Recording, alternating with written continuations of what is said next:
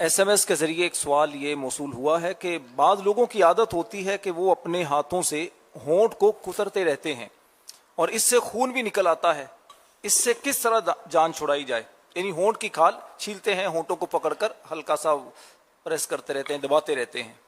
ये आदत होती है, ये भी आदत होती है। दांतों को भी छेड़ते देखा है, और इसको छेड़ेंगे बाद है तो ये कान की खुजली की बीमारी जाती नहीं बेचारों के। अब कितना घिन लाने वाला काम है ये कर रहे होते सबके सामने। बाद नाक में उंगली घुमा रहे, इनको होश नहीं होता कि हम हैं कहाँ इस वक्त, कोई देख रहा नहीं, पता ही नहीं होता। और इतना कि आदमी को यूं उल्टी करने का मन हो। ये मैं आपको समझाने के लिए अर्ज कर रहा हूँ। ऐसी हरकतें कर रहे हैं, बदन के मेल उखाड़ते रहेंगे सबके सामने। तो अस्तगफिरुल्लाह, ये हरकतें नहीं ठीक। और आप गौर कीजिएगा, आप में से भी कुछ लोगों की होंगी, हाजिरीन नाजरीन, ये मर्द और दोनों में होती है आदतें। ये बड़ी यानी कि दूसरों को घिन दिलाने वाली आदत है। बाद यूं करते रहेंगे, कभी यूं करते रहेंगे, कभी यूं करते रहेंगे, नाक को छेड़ते रहते हैं। हाँ, कोई यूं यूं करते हैं तो इससे घिन नहीं आती, आंखों से नाक को छेड़ते हैं ना तो घिन आती है सामने वाले को। फिर उसी से खाने पीने की चीजों में हाथ धो लेंगे। इनको नहीं कुछ होता, लेकिन दूसरों को तो कुछ ना कुछ होता है फिर इससे। ये या और बात जगहों पर कोई पर्दों की जगहों पर कहाँ कहाँ सहलाते रहते हैं। ये आदत का मतलब इनको पता नहीं होता कि हम कहाँ खड़े हैं, कहाँ बैठे, कौन देख रहा है, ये कर रहे होते हैं। तो इन सबको आप पहले तो अपने वजूद का जायजा लें कि कहाँ कहाँ आप जनाब फजूल हरकतें कर रहे हैं। तो फजूल बिला जरूरत है तो ये फजूल है, और हर फजूल काम का क़यामत के दिन हिसाब है। अगर यह है फजूल, आप बोलोगे नहीं है मेरे को तो कान में खारिश होती इसलिए करता हूँ। ये पता है क्यों खारिश होती है? ये करते रहो तो अब ये खारिश होती है। अब ये आजमाइश है। तो आप बोलो अच्छा भाई अब आइंदा तिनके से करूंगा, रुई का तिनका। ये रुई का तिनका इतना खतरनाक होता है कि हमारे एक रुकन शूरा दाऊद इस्लामी के, ये एक बार वही तिनका इस्तेमाल करते हुए रात के वक्त लेटे लेटे किया होगा, खुजली चढ़ी होगी कान में, तो किया बेचारों ने, और आंख लग गई, आंख लग गई और करवट ली होगी। तो अब ये कि जैसे किसी ने हथौड़ी मारी, ऐसा इनको शौक लगा, ये उठ गए। तो पता चला वो तिनका कान का पर्दा फाड़ चुका था। अब जो इनको तकलीफ हुई, मुझे मतलब जरा नाम तो बता देना, हमारा 28 है, कौन सा होगा? तो हो तो भी कोई ये ऐब नहीं है, तिनके से खुजाना नाजायज नहीं है। एक बात बता रहा हूँ कि वो सोते वक्त तो ये अपने को जहन बना के कम से कम सोते वक्त लेटे लेटे ये काम ना किया जाए। और वैसे भी जिनके पास बच्चे खेल रहे हैं, अपने बच्चे, उसको नहीं करना चाहिए। अब करके बच्चा लिपट गया और आप तिनका उंगली तिनका अंदर में है, तो हो सकता ही है कुछ का कुछ हो जाए। तो ये मतलब ये वो चीजें जो ज़रा अमूमन किताबों में नहीं लिखी होती। आदमी अपने तौर पर अक्ल से सोचे, दूसरों के अंजाम से इबरत हासिल करे, तो यूं एहतियातें करने की जरूरत है। तो आप अपना जायजा लें, अपने बदन का फिजिकली टेस्ट करें इसका कि क्या क्या धंधे करते हैं आप। तो हो सकता है कुछ ना धंधे आपके आ जाएंगे। खड़े होते हैं तो बाद एक पांव पर वजन रख देंगे, दूसरा पांव ढीला छोड़ देंगे। कोई ये कुर्सी पे बैठा है तो यूं झुक के बैठेगा, कोई यूं झुक के बैठेगा।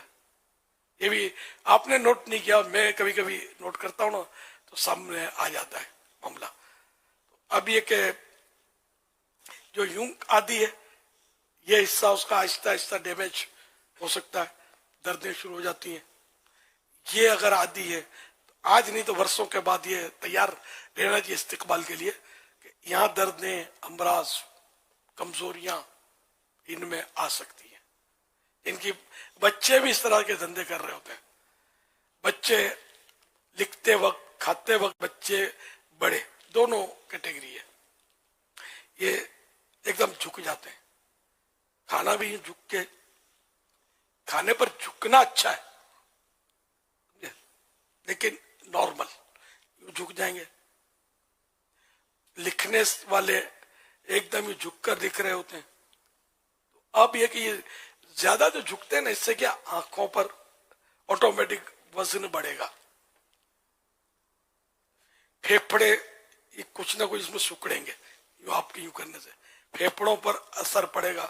दूसरा, कमर जो है ये बेस एक गैर फितरी तौर पर खम होगी, झुकेगी। ये तीनों जगहों पर आगे चल के नुकसान का अंदेशा रहेगा। आंखें कमजोर, फेफड़ों में कमजोरी, या कोई जख्म लग जाए, कोई बीमारी हो जाए, या कमर में इस तरह कोई डिस्क लूज हो जाए आहिस्ता आहिस्ता, फिर कोई झटका है स्कूटर पर ठक करके हट जाए, या कार उछल पड़े कि स्पीड ब्रेकर पर डिस्क हट या अल्लाह ना करे। जिनकी डिस्क हट जाती है बेचारों की, उनकी तकलीफें आप मजा नहीं आएगा देखने में। वो बेचारा इतना बुरी है, 2-4 दिन में ये दर्द जाता नहीं है, ये फिर बाजों का जिंदगी भर साथ देता है। दवाएं खाते रहो, पेन किलर या ऑपरेशन में फिर डॉक्टर डराएगा, सही डराता है।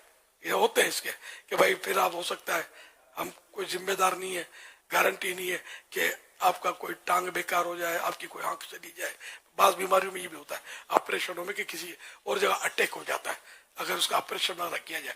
तो इस तरह मतलब ये कि अगर फिजिकली खुद को आदमी सही रखे, जैसे अब मेरी कोशिश है कि मैं बैठा हूं, तवज्जो है ना मेरी, तो मैं एक स्ट्रेट सीधा बैठा हूं, कमर भी ज्यादा यूं उस तरफ झुकी भी ना हो, बैठने में स्ट्रेट, जिस तरह एक आदमी चलता है नॉर्मली, तो इस तरह सीधा बैठेंगे ना, और पांव भी पंजे जो जमीन पर पूरे रखे जाए, यूं कोड़ी एड़ी रखते हैं। एक ने मुझे बताया था बाहर मुल्क में, भाई एड़ियों में दर्द नहीं जाता, तो मैंने कहा बैठते किस तरह, तो वो यूं करके वो तरकीब बनी के यूं हाँ यूं बैठता हूँ, डॉक्टर इलाज करवा रहे थे यूं बैठता हूँ, ये छोड़ दो, मैंने कहा इस तरह बैठना। एक कहने के गैर फितरी अंदाज में अननेचुरल स्टाइल अगर हम लेंगे तो दर्दें तो हो सकती है ना। तो यूं मतलब ये कि फिर मैं पूछना रह गया कि वो है कॉन्टेक्ट है उससे, अब दर्द कैसा, साल भर हो गया होगा इस वाक्य को।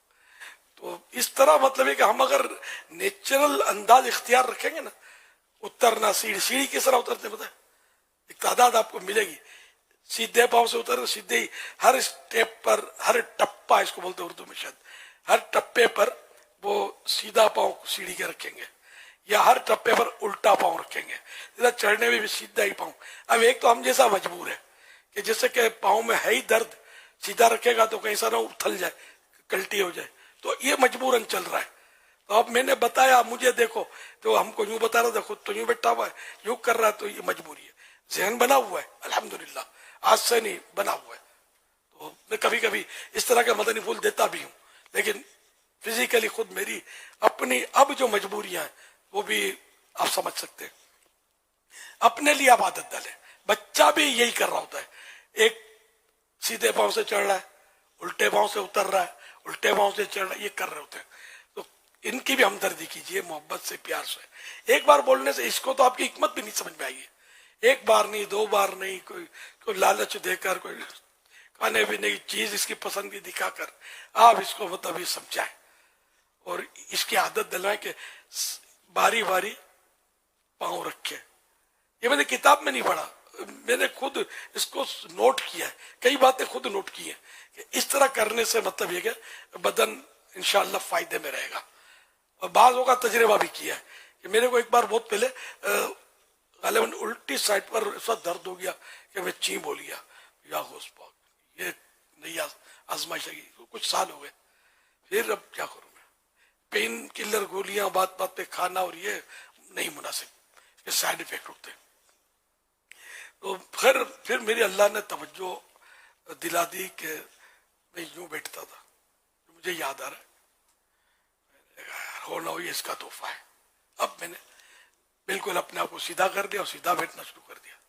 अल्हम्दुलिल्लाह दर्द खुद ही चला गया, गया तो अब तक पलट के नहीं आया, अल्लाह की रहमत हो गई। तो ये कि मुझे तजर्बा किसी ने बताया नहीं, ये अननेचुरल मैंने ये अंदाज इख्तियार किया तो ये हो गया। अल्लाह करे इससे उम्मत नफा उठाए मेरी इन बातों से, और मुझे भी अल्लाह पाक सवाब से महरूम न फरमाए। और ये सारी कोशिशें करनी है इबादत पर कुव्वत हासिल करने के लिए। बीमार पड़ेंगे इबादत नहीं हो पाती। जो जवान इबादत कर सकता है, बूढ़ा आजमाइश में होता है, नहीं कर पाता। ऐसी आजमाइश होती है कि पूछो मत। बूढ़ा नमाजें भी पढ़ेगा ना, बहुत रकातें भूलता रहेगा, क्योंकि वो भूलने का मरज उसका बढ़ जाता है। मेमोरी जो है ये वीक हो जाती है। और भी इसको इस तरह के अवामिर दरपेश होंगे, अवामिल, कि जिससे वो इबादत में वो लुत्फ नहीं उठा सकता जिसमें ये जवान उठा सकता है। अगर कदरदान हो तो जवान बहुत कुछ कर सकता है, बुढ़ापे में नहीं। अल्लाह पाक तौफीक है। लेकिन बाज बुजुर्गों के वाकयात हैं कि वो इबादतें की है कि कोई क्या करेगा। ये खुद है ना अल्लाह पाक का खास उन पर करम और अतिया। मैंने एक जनरली एक फिजिकली और सेहत की बात की है, इसको अल्लाह तौफीक दे। वो तो वो करे कि 1000 जवान उसका मुकाबला नहीं कर सकते, वो ऐसी इबादत नहीं कर जाए। तो अला हबीब सल्लल्लाहु अलैहि